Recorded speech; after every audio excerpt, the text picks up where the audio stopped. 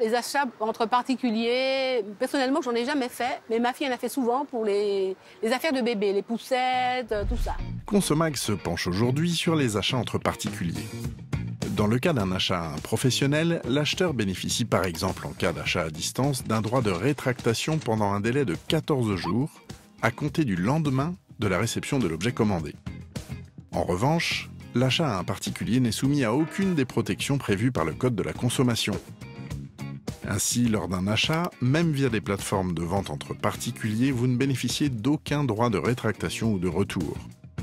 Pour limiter la casse, emballez soigneusement votre colis et protégez bien les objets fragiles, quitte à souscrire lors de l'envoi une assurance qui prend en charge les problèmes de casse.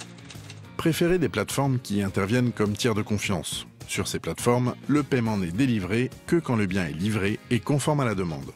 La garantie légale de conformité due par le vendeur n'est due que par les vendeurs professionnels. En conséquence, seule la garantie légale des vices cachés pourra être invoquée entre particuliers. Toutefois, il faut savoir qu'elle est plus compliquée à mettre en œuvre. Par ailleurs, sachez que ce marché en plein essor attire de plus en plus de gens peu scrupuleux. Il faudra donc redoubler de prudence, tout particulièrement au moment du paiement ou de la livraison.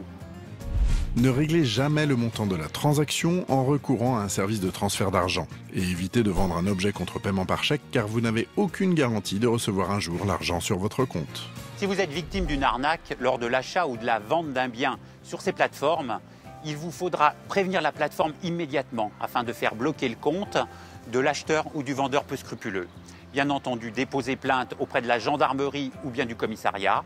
Enfin, prévenez la DGCCRF.